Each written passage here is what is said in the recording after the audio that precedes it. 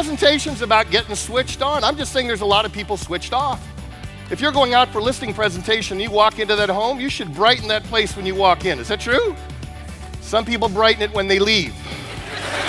I want you to think of something right now that you want to get yourself to do more of, a key goal that you want to achieve, something you are committed to achieving, something you're committed to start doing. A streak starts with one. When you add one new discipline, one new streak in your life, it impacts everything else. Key thing you got to do is to make a decision, no matter what, I have what it takes to do this business and I'm going to be successful. Is that right? And it's still, though, I think fairly easy to be successful in America today. What do you think? Here's why. It's fairly easy to be successful because so many people are satisfied with being mediocre at what they do. With you guys, either you place the business or you don't place the business. There's no participation trophy. Hey, nice quote, good job, way to go, right?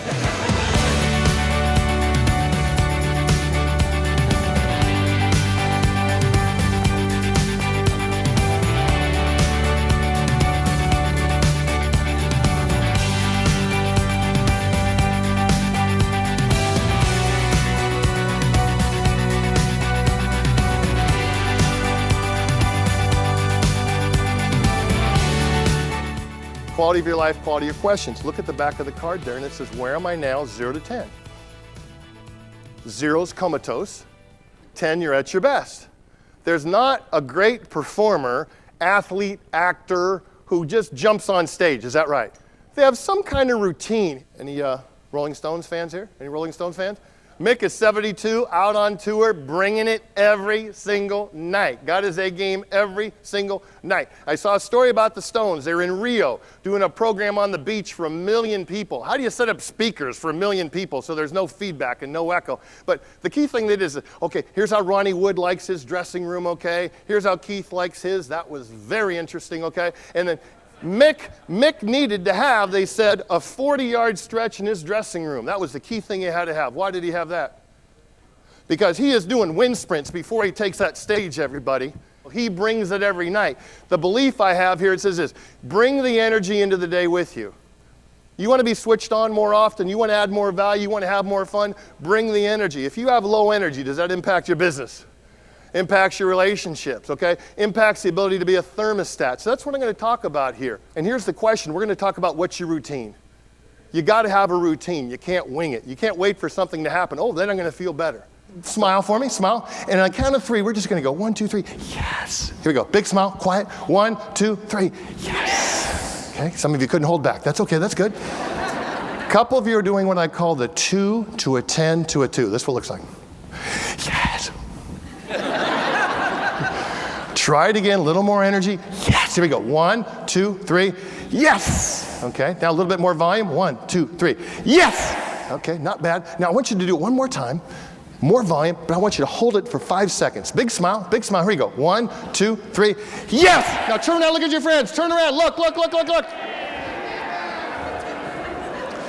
I know that's kind of silly, but that, some of you feel better than you have in a month right there. That's good. Okay? But I'm just saying, here's the energy you need. I mean, at the end of the day, can your home life get off track first 5 seconds in the door? You got to take a second, look up and smile and say, why am I so blessed to have this family? What do I love about them? Yes. Don't walk in, oh, it's been a bad day. Give me a beer in a half an hour. Get the hell out of my way. Not recommended, okay?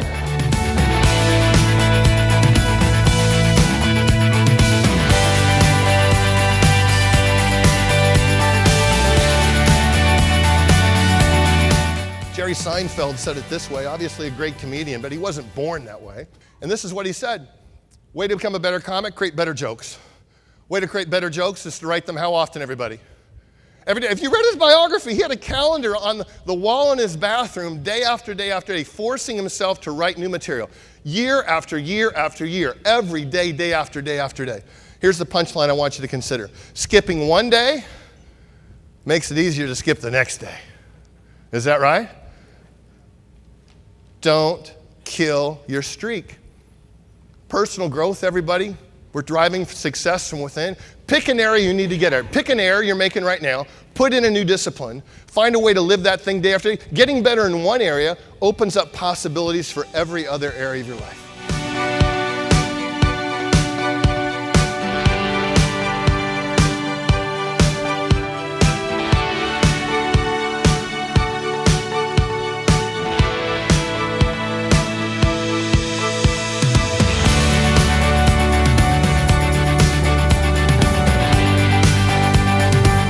Hey, this is Walt McGurr. I just got done with Chip. He just finished the afternoon with us. We did the board break. It was absolutely fantastic. It's the second time, actually, that he's done this for me, and the team just absolutely loved it. They told me it was the best sales conference they've ever had, and a lot of these guys have been around 10, 15 years, so for them to be that pumped up relative to my objective of trying to change some of the attitude, some of the mentality that's there, that's a significant compliment. He's very prepared, does a good job, he's got great energy, he really challenges you, he makes you think, and he puts together a program that I think is really impactful. I'd recommend him to anybody. What do you believe about what we're talking about? What do you believe about the opportunity? What do you believe about how big the company can go?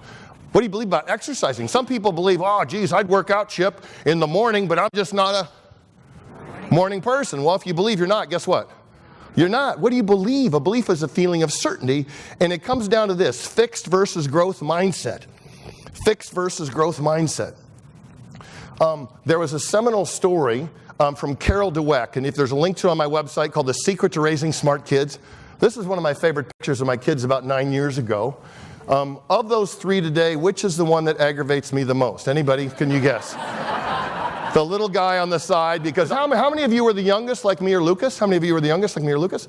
How many of you were the oldest or only child?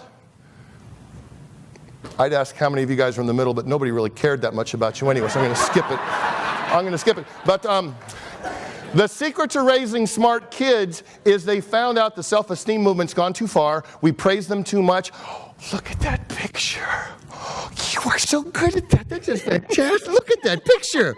Gosh, you're so good. But you, Johnny, you are special, Johnny. He's like, damn right. But Dennis, you are so gifted, right? And after a while, we tell them they're so smart and gifted, they what? Believe it. I've been blessed with superior intellect. And they think they're so smart, therefore they don't have to what? Work at it because I'm so smart. Those are the kids who don't put themselves in situations they might fail because they don't want to look bad.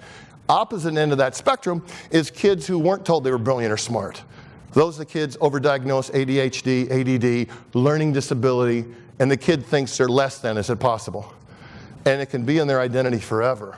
So part of the key, the secret to raising smart kids, is to tell them stories of people who had less talent but overcame that. The best line of the article, it's worth reading, five pages, and the teacher's saying, you know what, you're making new connections every day. You think you're frustrated? That's okay. You're getting smarter every single day. And the kid said, you mean I don't have to be dumb anymore?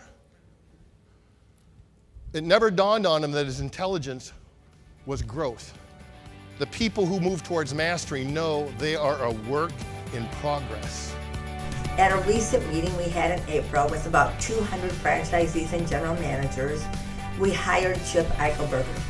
You know, I was a little skeptical. We had this theme about breaking barriers, and you're always looking for the right speaker, and you know, you want them to have great content, and you want them to be entertaining, and you want them to customize, and you want them to engage the audience. And a lot of times, you know, the audience is pretty demanding. And so I'm always a little skeptical when I hear about a guy like Chip who claims to do all those things. And I was actually pretty blown away. I've seen a lot of great speakers. I've seen a lot of speakers interact with the audience. So if you're looking for a speaker that will really engage the audience, get their attention, get them really thinking about the things that get in their way of their own personal development, of their business growth, of the strategies that they know are so important to their business, I think you can't go wrong by hiring Chip Eichelberger. I was in San Francisco earlier in this year speaking. I heard about this Millennium Tower. You heard about this Millennium Tower? It's like a $700 million building, 56 stories. Condos start at $1 million, go up to like $15 million. But they have a problem. Over the last 5 years, it's sunk 17 inches and tilting 14 inches. Literally in every room in that condominium, you're rolling balls across it. They made a decision and got it approved by the planning commission in San Francisco to put the foundation into 80 feet of sand instead of 200 feet into bedrock. They're estimating now $300-ish million to go underneath to get that thing anchored into bedrock. If it starts out at $300 million, what do you think the end cost is going to be? Here's my metaphor for you. For what's really important in your life, you got to have it in bedrock. It's got to be solid. And I need you to think. I know this isn't easy. Best quote I've ever heard in thinking was Dr. King. Dr. King said, Rarely do we see people willing to engage in hard, solid thinking. There's a universal quest for easy answers and half-baked solutions. Nothing pains some people more than having to think.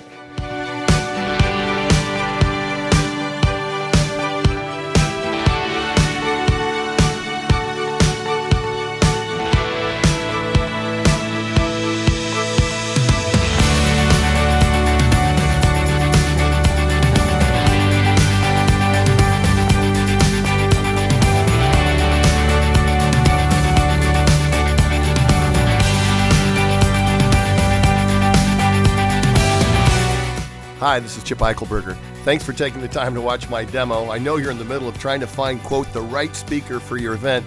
All I can do is tell you what I promise, because I truly believe that your audience is not looking for another, quote, speech, a one-way presentation. People are truly dying for engagement. If you bring me in, here's what you're going to get. You're going to get somebody who does their homework. I'm not going to phone it in. I'm going to do interviews with people. I will quote them from stage. I'm going to prepare interactive handouts that get people involved and make the message sticky. I'm going to bring humor. I'm going to bring high energy. And I'm going to be fun in an impactful way that your audience will remember. If you bring me in, I promise I will work hard to exceed your expectations.